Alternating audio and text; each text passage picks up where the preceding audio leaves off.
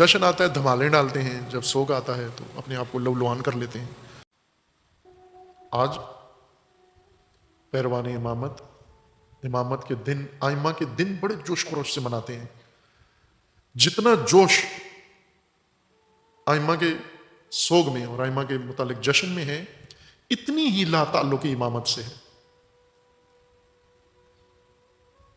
جب جشن آتا ہے دھمالے ڈالتے ہیں، جب سوگ آتا ہے تو اپنے آپ کو لولوان کر لیتے ہیں، لیکن امامت کی طرف ذرا برابر رجحان نہیں ہے، تذکرے میں بھی نہیں ہے، ذکر میں بھی نہیں ہے۔ یعنی امام زین العابدین کو پرسہ دینا ہے، بس پرسہ ہے۔ آج جو مکتب ہے امام زین العابدین کے لیے پرسہ ہے، بیعت نہیں ہے۔ بیعت امام زین العابدین کا حق نہیں ہے، پرسہ ان کا حق ہے، اور وہ بھی ہم سے صرف پرسہ ہی مانگ رہے ہیں، انہیں بھی کچھ بھی نہیں چاہیے۔ اور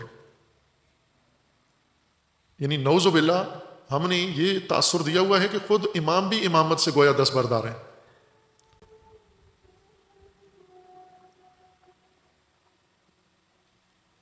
اور یہ بن جاتا ہے اصل دین اور اصل مذہب اور اصل اعتقاد، اور یہ نسلوں میں منتقل ہو جاتا ہے۔ اور آج ہمارے پاس جو میراث ہے وہ یہ ہے، یہ میراث امامت سے کنارہ کشی، امامت سے دوری، امامت کے ہوتے ہوئے احزاب، پارٹیوں میں شمولیت، ہر پارٹی میں، وہ خلافت کے پرچم کے ساتھ ہو، وہ کسی بھی پرچم، اس میں بھرپور حصہ اور امامت سے دوری، یہ کس کی میراث ہے؟ یہ امام زین العابدین علیہ السلام کی سنتیں ہیں۔ جس طرح یہ کڑیاں، زنجیریں اور یہ چیزیں آج مومنین عقیدت مند، امام زین العابدین کے عقیدت مند، عقیدت کے اظہار کے لیے امام کی کڑی پہن لیتے ہیں، امام کی بیڑی پہن لیتے ہیں، امام کی زنجیر باندھ لیتے ہیں، عقیدت کے ساتھ باندھتے ہیں۔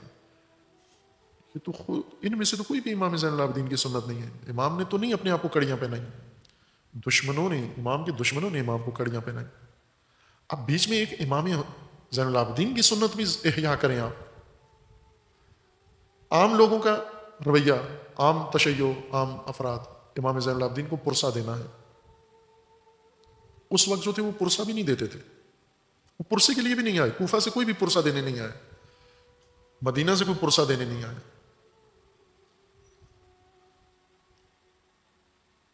لیکن ہم نے پرسہ حق امامت قرار دیا ہے، حکومت، مسند، اطاعت، فرمانروائی، فرمانبری، یہ حق دوسروں کا قرار دیا ہے۔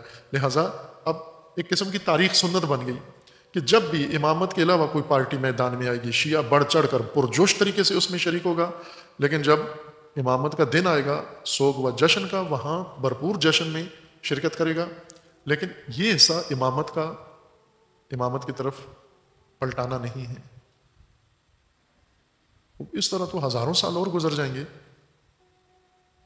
وہی حالت امامت کی ہے جو امام کربلا کے بعد امام زین العابدین علیہ السلام کی تھی۔ اسی مدینہ میں امام حسین علیہ السلام دعوت دیتے ہیں، کوئی نہیں نکلتا۔ عبداللہ ابن زبیر اپنا نمائندہ بھیجتے ہیں تو سب اس کے ہاتھ پہ بیعت کر کے اور حاکم بنو امیہ کو فارغ کر دیتے ہیں، وہاں سے معزول کر دیتے ہیں۔ اس مدینہ میں اتنا فرق کیوں ہے؟ یہ کوفہ، امام حسین علیہ السلام جب کوفہ کی طرف جاتے ہیں تو یہ سارے عبید اللہ ابن زیاد کے ساتھ مل جاتے ہیں یا گھروں میں چھپ جاتے ہیں، بہانے بنا لیتے ہیں اپنی معذوری کے۔ کوئی بھی کوفی تیار نہیں ہوتا امام حسین علیہ السلام کا ساتھ دینے کے لیے، لیکن یہی کوفی بعد میں عبداللہ ابن زبیر جب کوفہ کی طرف آئے، مصعب ابن زبیر، اس کا ساتھ دے دیتے ہیں۔ اب اسی کوفہ کے اندر سلیمان ابن سرد ندادے اس کے ساتھ اٹھ کھڑے ہوتے ہیں، اسی کوفہ میں مختار ندادے مختار کے ساتھ کھڑے ہو جاتے ہیں، لیکن اسی کوفہ میں امام زین العابدین کا نام لینے والا کوئی بھی نہیں ہے۔ یہ کیسی سیاست اور مسلک بن گیا؟